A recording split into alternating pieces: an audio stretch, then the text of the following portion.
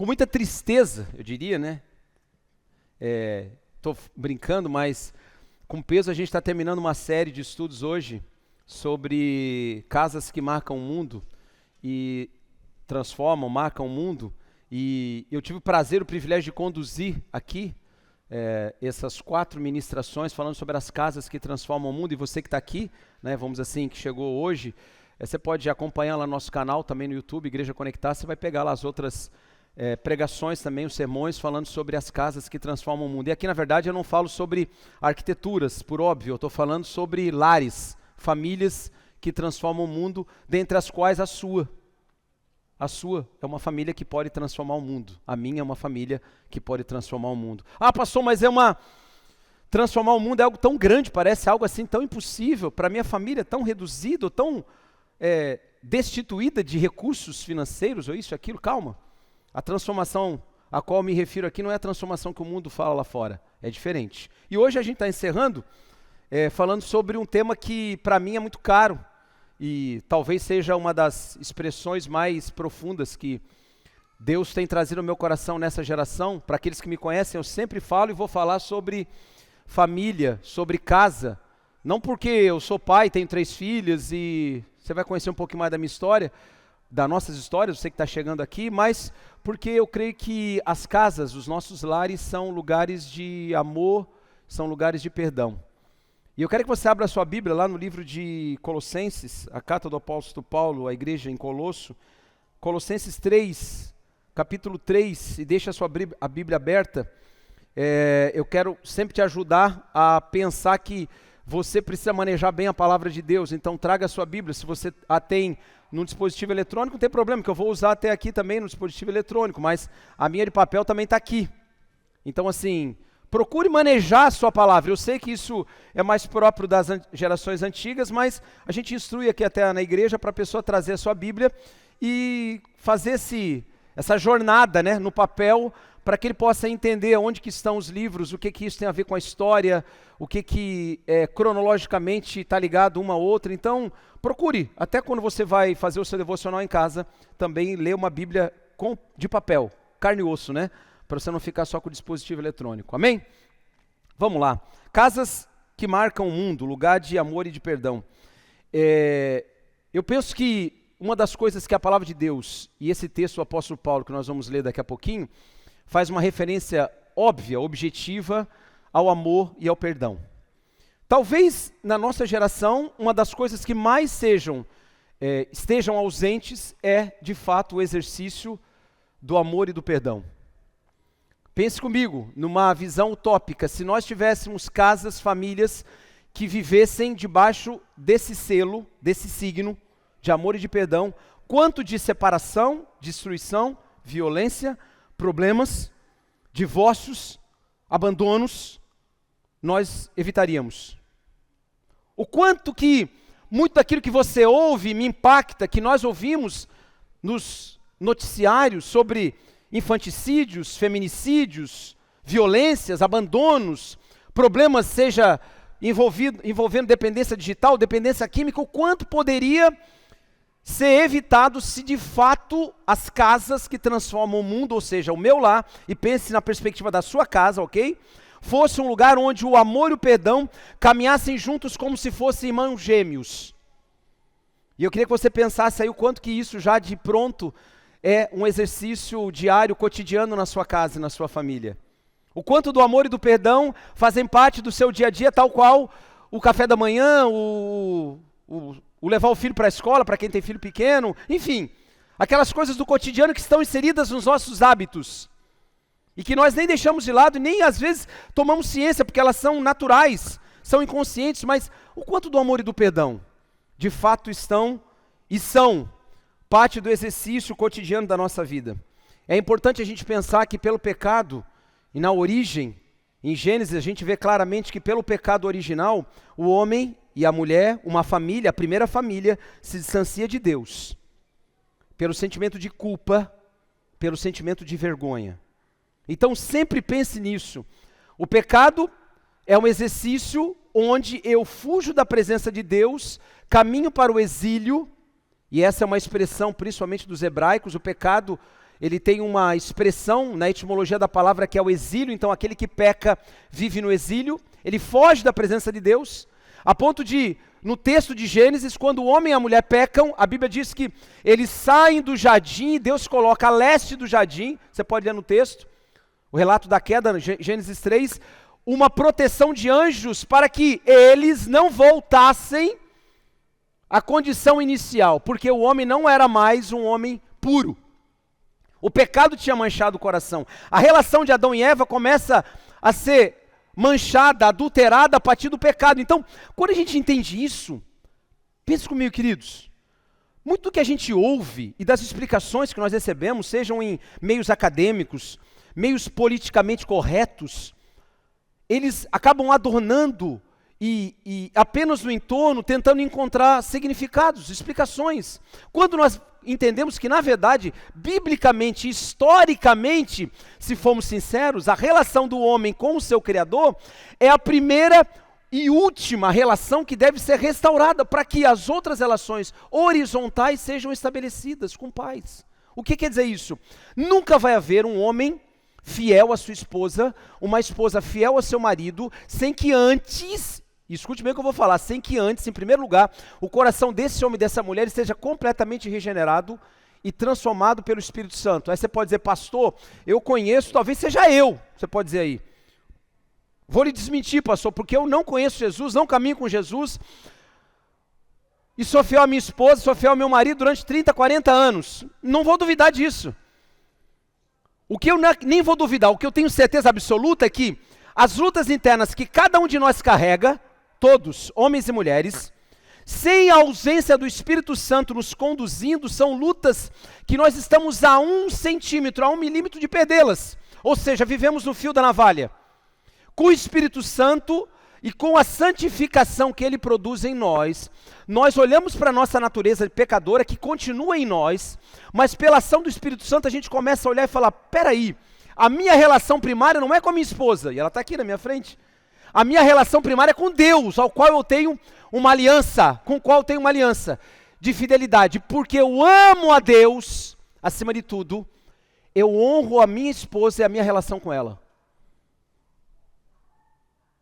Muito do que eu vi ao longo desses 26 anos na advocacia da família, de separações que eu fiz, de centenas de separações, a maioria delas, esmagadora, era justamente pela ausência dessa compreensão do homem em relação a Deus e dessa relação secundária do homem em relação à mulher, da mulher em relação ao marido. Ou seja, os lugares, as casas não eram lugares de amor e de perdão. E aí quando se você falasse em Deus, introduzisse esse assunto, isso é coisa de religião, vamos falar de coisa real, isso é coisa lá para gente pobre, velha, mulher, desvalido, que muitas vezes o mundo fala para gente que não tem o coração voltado para a ciência, para a modernidade, para o futuro. Então a religião ficou num gueto. Na verdade isso é uma grande mentira de Satanás. E as casas que exercitam amor e perdão são casas que transformam o mundo. Se você foi perdoado por Jesus, você precisa perdoar aqueles que estão ao seu lado.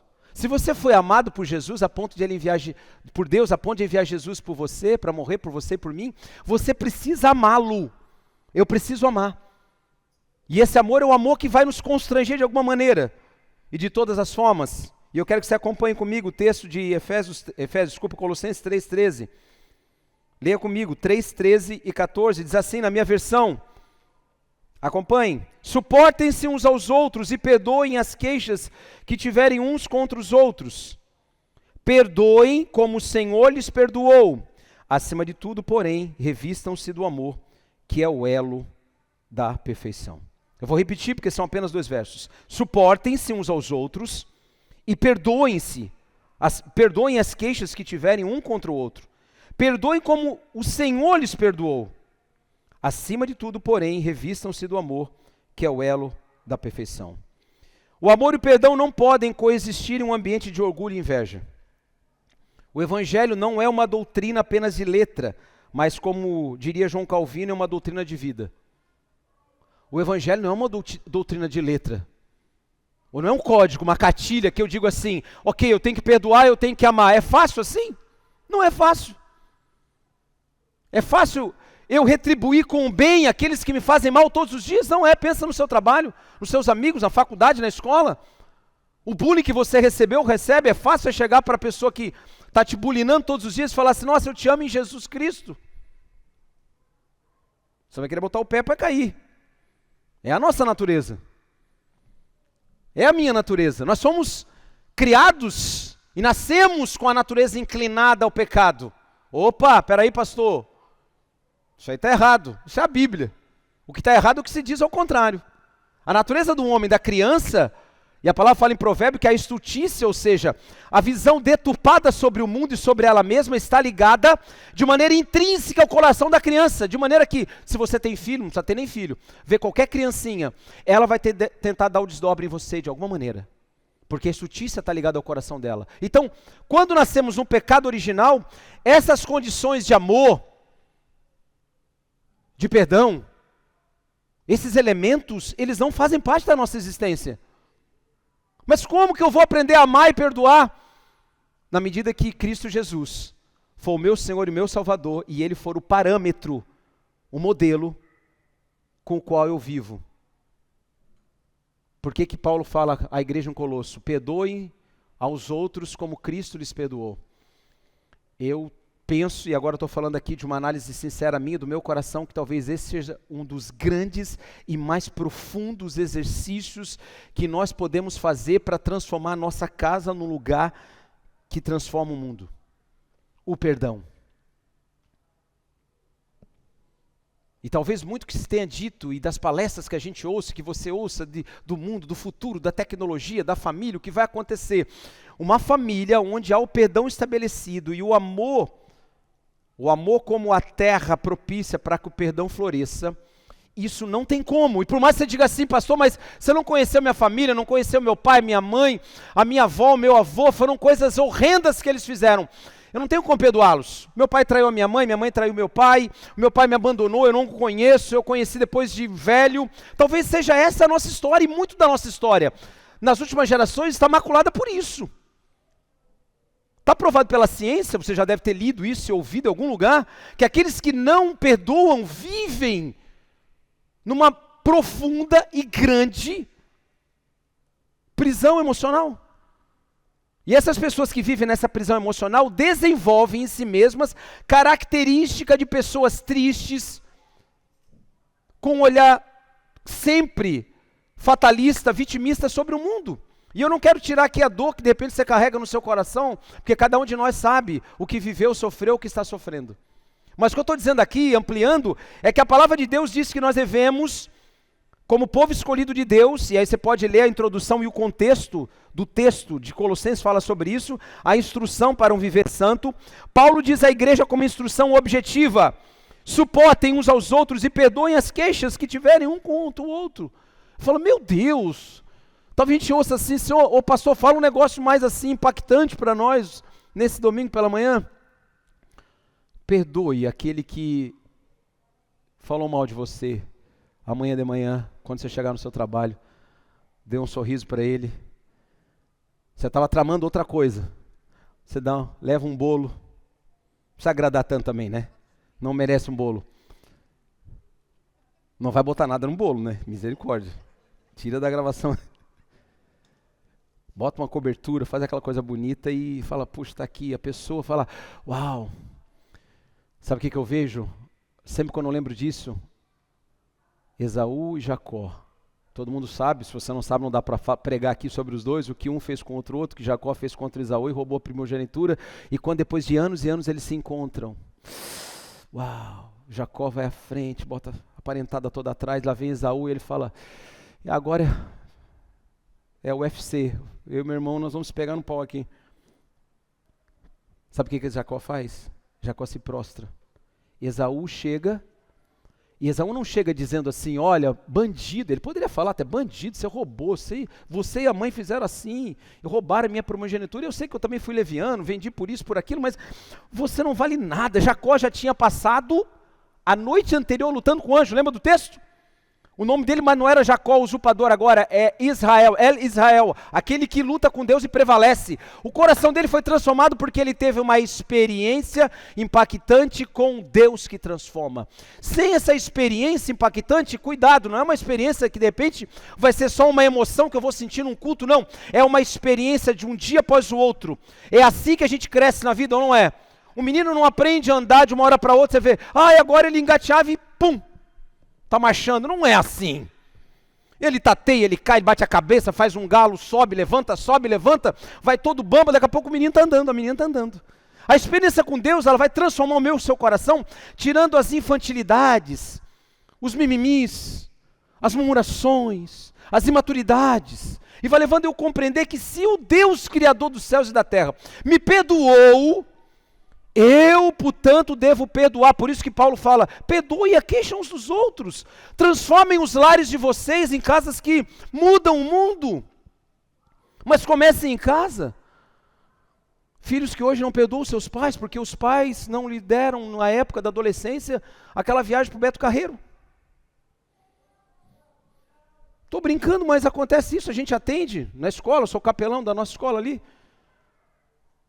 Meninos e meninas que estão com o coração rasgado porque o pai não está dando algo para ele, não perdoa não.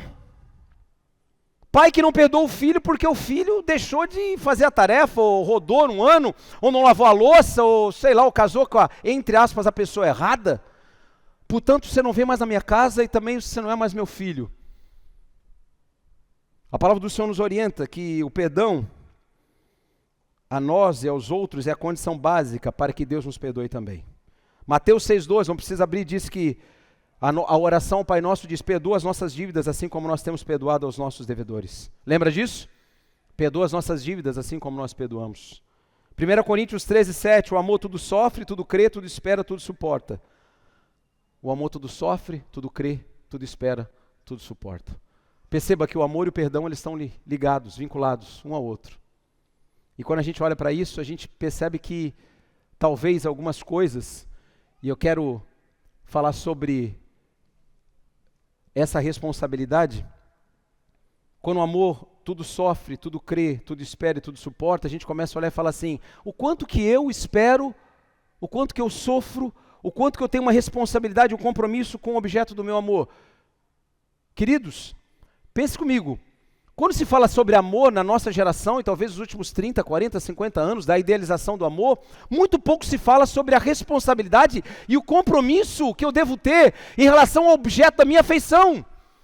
Então, o amor é um caminho para a satisfação dos meus deleites e não é um caminho para amadurecimento. Quem ama amadurece necessariamente. O verdadeiro amor vai fazer com que você amadureça. Você que é pai e mãe, eu tenho certeza, você entendeu um degrau acima do que é amor. É ou não é? Você entendeu. Você entendeu as renúncias, entendeu o que você teria que abrir mão, ou de repente nem entendeu direito, como eu também no início. Mas quando a gente chega numa maturidade, a gente percebe, nossa, quanta coisa eu deixei para trás, porque amo mais, por isso me devoto mais e tenho uma responsabilidade com o objeto da minha afeição e do meu amor. Agora paremos e olhemos para a nossa realidade com Cristo. Se Jesus é o objeto, e entenda quando eu falo objeto, é o centro da minha maior afeição, é o centro do meu maior amor, qual é a minha responsabilidade em promovê-lo na minha vida? Em fazer com que ele seja conhecido através de mim? O amor que Deus traz e coloca no nosso coração como depósito, nos compromete e nos responsabiliza. Não é um amor solteiro, divorciado de responsabilidades, não. É um amor sincero e verdadeiro. E talvez a gente esteja numa geração falando sobre algo que o Dietrich Bonhoeffer, grande herói da fé, e eu sempre falo sobre ele aqui um pouco, ou muito também, porque eu sou apaixonado por muitas das histórias dele, um grande herói da fé, alemão, foi martirizado na Segunda Guerra Mundial, um jovem, 48 anos ele morreu, um teólogo alemão, história lindíssima. Ele falava sobre as penúltimas coisas. Por que penúltimas coisas? As últimas coisas às quais ele se referia, alguns livros dele, falavam sobre o retorno de Cristo à Terra. Ok? As penúltimas coisas falam sobre algumas instituições que no céu não vão existir. A primeira coisa que não vai existir no céu é a igreja, sabe disso, né? Não vai ter igreja. Não vai ter mais igreja. A Bíblia não fala sobre igreja. Nós seremos, e aí tem toda uma, obviamente, interpretações de um lado para o outro, mas nós seremos arrebatados, levados aos céus e nós teremos uma compreensão diferente sobre a nossa realidade. Então a igreja, como embaixada do reino de Deus, não existirá por uma questão óbvia que não haverá mais necessidade de proclamação do evangelho. Segunda grande entidade que não vai haver nos céus, família. Os homens não vão se dar nem casar, não vai ter mais casamento no céu. Bah, é tão bom ser casado. Alguns vão dizer, graças a Deus. Fala, Jesus, não vai ter família. Os homens não vão se casar, nem vão se dar em casamento. Não vai ter família. Aí Bonhoeffer faz essa interrogação, essa provocação. Será que as penúltimas coisas, que são essas antes das últimas, antes da vinda de Cristo, são menos importantes? De maneira nenhuma. Porque essas penúltimas coisas anunciam as últimas, entende isso? Uma família transformada numa realidade como hoje, anuncia o reino de Deus mais do que às vezes uma igreja aberta com 10 mil pessoas. Eu sei que eu estou exagerando, é uma figura de linguagem. Se a gente tivesse, de fato, famílias comprometidas em cada canto, eu vou pegar só aqui da região sul de Santa Catarina, cada família nossa, com todos os seus difíceis momentos, problemas e reveses, isso e aquilo, mas que nós estivéssemos sinceramente comprometidos em viver o evangelho da graça do Senhor, assumindo as nossas responsabilidades em Cristo, nós iríamos ser um movimento de transformação muito mais poderoso na sociedade, mas muito mais poderoso. E não viveríamos essa vergonha, como eu disse aqui o ano passado, dos crimes sexuais e de violência doméstica crescendo no meio cristão, dado o Tribunal de Justiça de Santa Catarina. E a gente tem que falar sobre isso, dessa vergonha. Como que homens que se dizem servos do Senhor levantam-se contra suas esposas, filhas? Como que isso pode acontecer? Não existe. Lembra que eu falei nisso? Porque o coração não foi regenerado. O coração não foi transformado numa linha de verticalidade com Deus. Eu apenas em algum momento botei uma capa espiritual, estou na igreja pregando, cantando, sirvo na igreja, mas o meu coração não foi transformado, esmerilhado. O coração de pedra continua ali. E esse talvez seja o drama da nossa geração. Olharmos para as aparências e nos contentarmos com elas. Mas não deve ser assim, não pode ser assim. Quando Paulo está dizendo, amem-se uns aos outros e perdoem as queixas uns dos outros, ele está dizendo, o viver santo vai passar por isso. Cuidado para que a gente não fique preso a tantas coisas estapafúrdias desse mundo que brilham, que tiram a nossa centralidade sobre o que é o eixo, o principal. E nós vivemos uma geração onde nós somos absolutamente distraídos, facilmente distraídos. Olhamos para o entorno e achamos assim, não, isso aqui que vai mudar a nossa vida não é a disfuncionalidade parental, como se diz. Porque o pai agora não está usando sua capa de pai. Porque a mãe não é. O centro é a vida do homem com Deus. Porque você pode ter uma pessoa, e eu já vi isso, sem recurso financeiro, sem letramento, sem nenhuma base intelectual, mas convertida ao Senhor Jesus, que é um baita pai e uma baita mãe. Você já viu isso, não viu? Já viu. Como você também já viu o contrário. Eu também já vi. Não é a condição onde eu estou inserido, mas é o quanto meu coração foi esmerilhado pelo Senhor. E essas penúltimas coisas, as quais o Dietrich Bonhoeffer falava, elas são preparação para as últimas coisas, irmãos. A inquietação do nosso coração pode nos levar a esse quadro que nós vivemos. Um mundo sem Deus ou um mundo sem perdão. Eu não sei o quanto isso no seu coração te impacta ou não, mas assim, quando eu olho para esse mundo sem perdão, eu olho para o texto de Ezequiel 10, que é o único texto na Bíblia que fala sobre quando Deus deixa o templo e quando Deus abandona o templo. O povo, na época de Ezequiel, o profeta, vivia numa rebeldia flagrante contra Deus. Pensa na nossa realidade hoje, ok? Flagrante. Apostasia, promiscuidade, idolatria, vícios, autocentrado no homem, afeição pessoal, hedonismo, prazer, a coisa assim. Aí Deus fala assim, ele avisa Ezequiel, presta atenção, avisa Ezequiel, para Ezequiel avisar o povo, eu vou castigar o povo, por amor a ele. O povo não ouve, o povo volta-se para si, centrado nos seus prazeres, centrado no seu querer, na sua vontade. Vai vendo aí se não tem muita correlação com a nossa realidade hoje. Vai olhando para o seu coração, estou olhando para o meu, não estou julgando o seu, estou olhando para o meu. Vai vendo como nós vivemos como sociedade hoje, querendo aparência, significado, e vamos avançando e nos distanciando de Deus. Chega uma hora, Ezequiel 10 diz que Deus, por ter anunciado a Ezequiel, ele diz assim: esse povo é obstinado, dura cerviz, rebelde, se voltou contra mim, estou saindo. Isso para mim me dá tanto, assim no meu coração, a primeira vez que eu li esse texto me compungiu tanto, porque Deus abandonar o templo, a época de Ezequiel, era o local onde Deus manifestava a sua glória. Na nova aliança, na aliança da qual nós fazemos parte, não é esse espaço é um auditório. O templo sou eu, amém? É a minha vida. Mas naquela época Deus habitava no templo. E a Bíblia diz que Deus foi saindo do templo. Ele foi abandonando e os querubins foram junto com ele e indo à porta. Você pode ler depois em Ezequiel 10. E ele foi à porta do templo e ele deixa o templo. Meu Deus.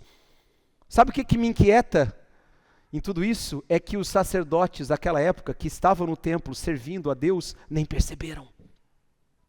Para eles, nos afazeres deles, fazendo as coisas, estava normal.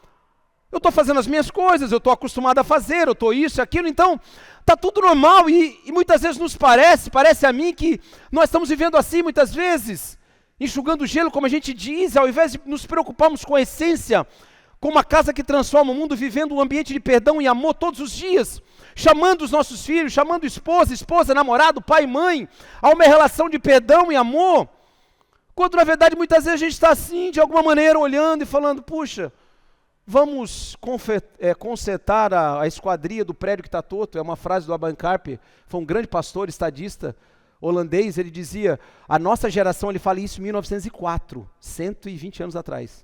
Ele diz assim, a nossa geração, na Europa, na Holanda, é uma geração que está consertando a esquadria de um prédio torto. O prédio está assim, mas deixa o prédio estar caindo, vamos consertar a esquadria.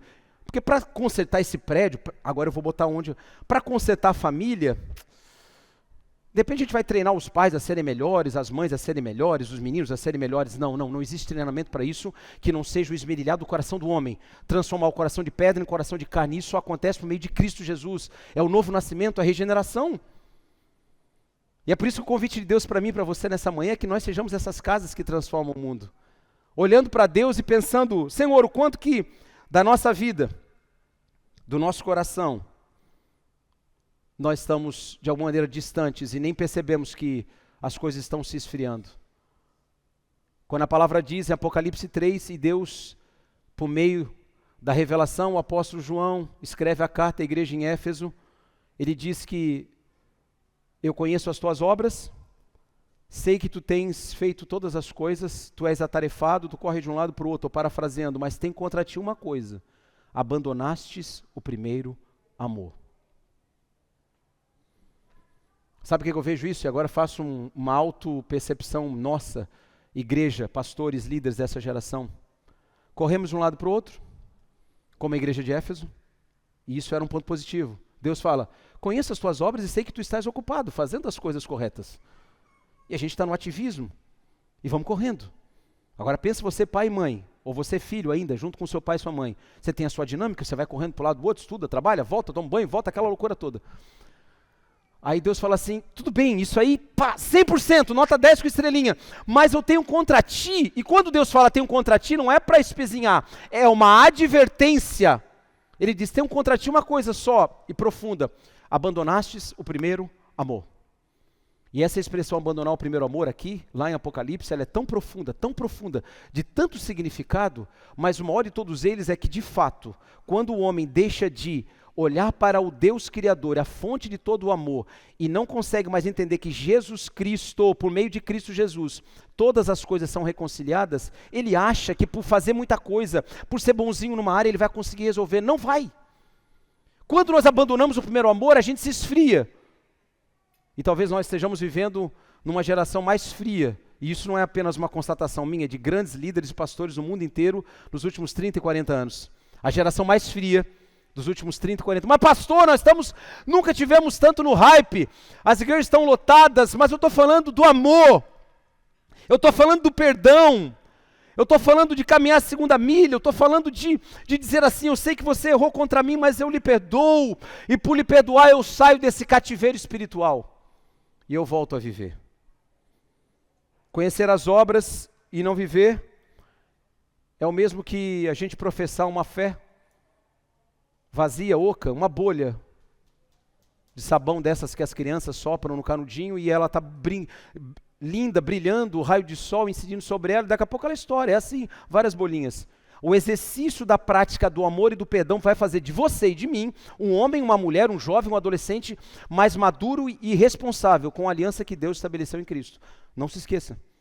A gente pode ser treinado, adestrado, entendido em várias áreas. Se no meu coração, naquele lugarzinho que tem a comporta do amor e do perdão, que é a manifestação do amor visível, se essa porta está fechada, eu não perdoo ninguém. Cuidado. Cuidado. O próprio Cristo disse que com a medida que a gente mede os outros, nós seremos medidos. Quanto de perdão ainda falta para cada um de nós exercer e dar?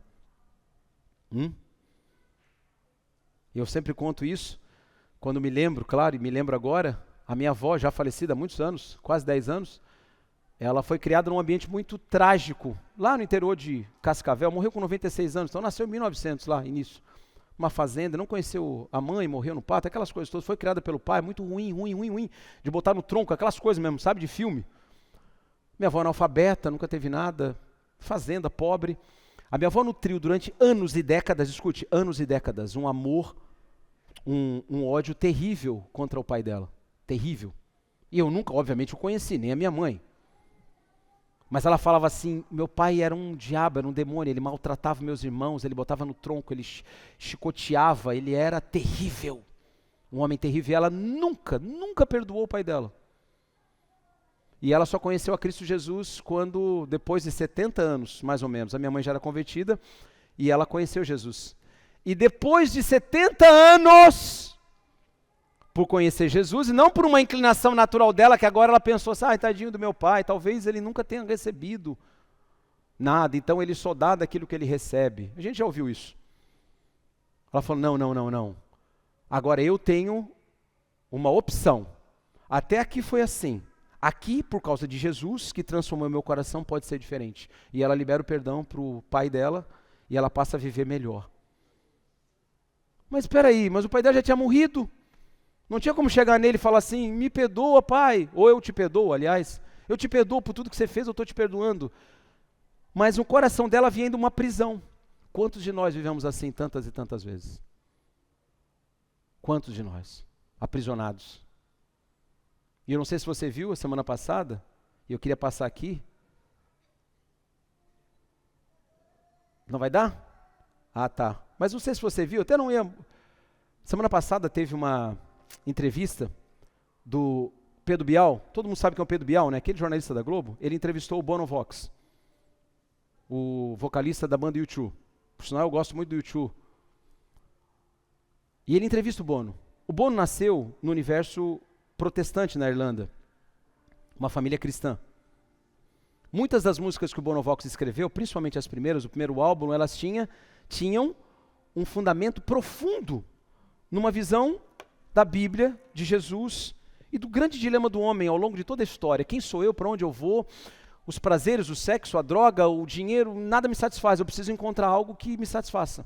O Bono era esse cara, e é esse cara. Na semana retrasada, o Pedro Bial, não sei se foi retrasada, entrevistou o Bono. O Bono já deve ter uns 60 e poucos anos hoje. 64, 65, é um senhor. E o Bono, e eu oriento você depois a olhar lá, bota no YouTube. E ele pergunta para o Bono sobre uma coisa que ele tinha ouvido o Bono falar numa outra rádio, parece que na Europa, que era a relação dele com o pai dele. O Bono disse que, reduzido nesse corte com o Pedro Bial, que ele tinha um problema seríssimo com o pai dele. Seríssimo. Várias coisas tinham acontecido, e ele não perdoava o pai dele. Não perdoava. Como muitos, talvez, de nós aqui tenhamos coisas que nos dê direitos, segurando na mão, falando, eu não te perdoo, eu não perdoo aquela pessoa. Bono era assim. Chegou numa hora que, aí ele diz assim, mas eu fui confrontado. E eu perdoei o meu pai. Eu entendi que eu tinha que perdoá-lo. Isso não foi naturalmente, é óbvio, nós estamos falando de um homem de 64 anos, um senhor, que durante muito parte da sua história, e principalmente na adolescência, foi constrangido pela palavra de Deus, a ponto de escrever muitos dos seus versos baseados na palavra. E ele diz, perdoei meu pai. E aí o mais importante de tudo da entrevista, ele diz assim, incrível, é que a minha voz mudou. Nós estamos falando de um dos maiores cantores da história. Ele diz assim, a minha voz mudou. Eu era barítono, agora eu virei soprano. Houve uma transformação interna no meu coração que repercutiu no meu corpo inteiro, e especialmente na minha voz, porque eu canto desde os 15, 16 anos. O Pedro Bial não entendeu muito, né? Mas ele diz, a minha voz mudou.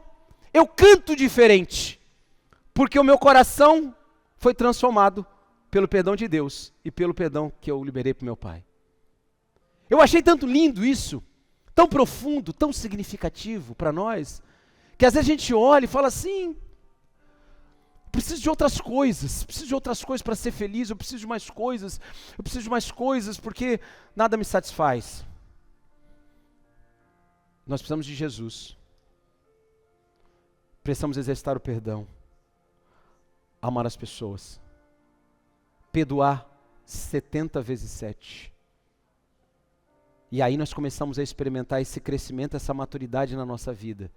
E aí, e confie que eu estou dizendo, eu tenho 50 anos. Na verdade, amanhã eu faço 52 já. Quando a gente tem 20, 25, a gente olha para o mundo assim,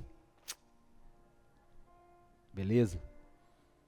Está lá longe muitas coisas. Aqui, escreveu, não leu, o pau comeu. Comigo é assim, E a gente sai de casa, briga com o pai, com a mãe. Graças a Deus eu tive um lar muito bem abençoado. Não tive esses problemas. Mas quantos que nós conhecemos, ou talvez você tenha vivido isso? Meu pai e a mãe não sabem nada. Eu que domino tudo. Está tudo dominado. Peito, domino, saio jogando e... Hoje em dia com a internet, não, eu sei do mundo todo, está aqui na minha mão. Aí quando você chega aos 50, você olha e fala assim, construir algumas coisas, isso e aquilo, atarefado, correndo de um lado para o outro, pá. O quanto do perdão encontrou lugar nas minhas relações?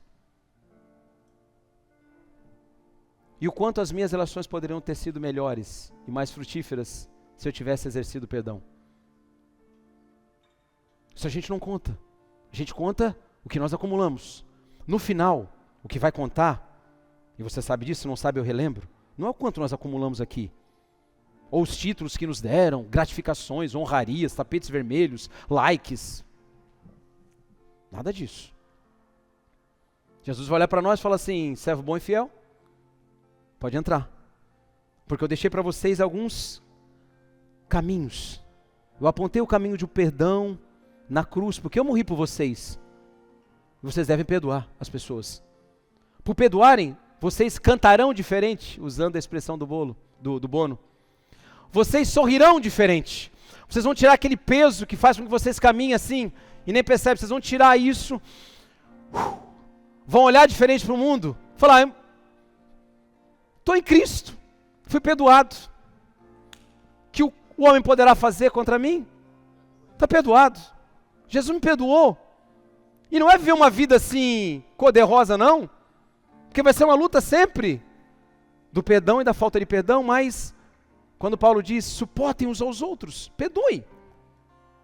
Permaneçam próximos. E eu concluo aqui dizendo, você nunca vai perdoar alguém, ou não vai ter nenhum tipo de movimento para perdoar se você se mantiver distante dessa pessoa.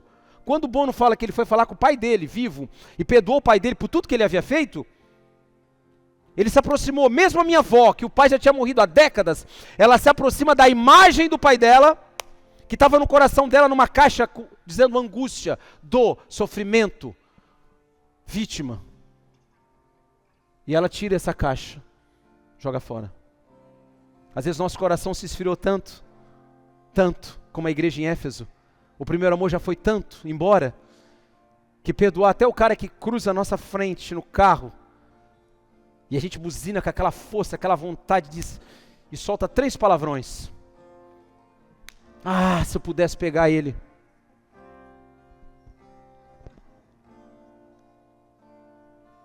Precisamos viver e voltar ao primeiro amor. O primeiro amor é o amor que perdoa. É o amor que perdoa. Amém? Quero convidar você a ficar de pé, quero orar junto com você. Não converse agora, apenas para que você não se distraia. Se você pode, feche seus olhos por um instante. Não há nada mágico, místico, apenas para que você não se distraia, mas para que você possa entender que a palavra de Deus, revelada, a ação do Espírito Santo no meio do seu coração pode produzir algo novo. Se você está nessa manhã aqui, e a gente cantou isso no início, Deus conhece o nosso caminhar. Não é porque você veio aqui de qualquer maneira, você vai viver o seu dia, o seu domingo, daqui a pouquinho você vai estar indo para a sua casa, para algum lugar e vai viver a sua vida, como eu vou viver a minha. Mas se você carregar no seu coração essa marca de novo, mais uma vez, do amor que se aquece, que se revela no perdão, na aceitação, na construção do diálogo, por meio de Cristo Jesus, você vai viver os melhores dias da sua vida. E não é lá no futuro não, é hoje, é amanhã, é depois e depois. Mas se nessa manhã você precisa, e você é lembrado pelo Espírito de Deus, que você tem carregado pesos, amarras no seu coração, eu quero convidar você a ter coragem nessa manhã de pedir perdão a Deus e de liberar perdão às pessoas que talvez tenham machucado você profundamente. Talvez você nem as tenha mais consigo, talvez elas nem estejam mais caminhando na mesma cidade, talvez você já tenha se separado delas, mas quando você ouve a voz, você tem alguma informação, isso acende o teu coração, faz ele queimar, tira você do centro. Então é a hora de você dizer: Deus, perdoa-me mais uma vez, e ajuda-me, Espírito Santo, para que eu não seja como um templo vazio, oco, sem amor, frio. Não permita que eu seja como a época de Ezequiel, que o Senhor abandonou o templo e aqueles homens nem perceberam isso. Tenha misericórdia, Senhor, das nossas vidas. Tenha misericórdia, Senhor. Eu te peço nessa manhã, oro junto com meus irmãos e irmãs nessa manhã, pedimos perdão ao Senhor, liberta-nos da falta de perdão, que as nossas casas sejam casas que mudem o mundo, pelo exercício, pela vivência do perdão e do amor. Abençoa-nos, guarda-nos, liberta-nos de nós mesmos, que possamos viver uma semana produtiva, frutífera, nos nossos relacionamentos, proclamando o evangelho da graça do nosso Senhor Jesus Cristo, pregando a bondade do Senhor, o amor e a reconciliação em Deus por Cristo Jesus. Nos abençoa, guarda as nossas vidas, guarda esse tempo, livra-nos de todo mal, e que assim o teu nome seja exaltado e glorificado por Cristo Jesus. Amém e amém. Você pode dizer um amém? Dá uma salva de palmas ao Senhor. Aleluia! Glória a Deus!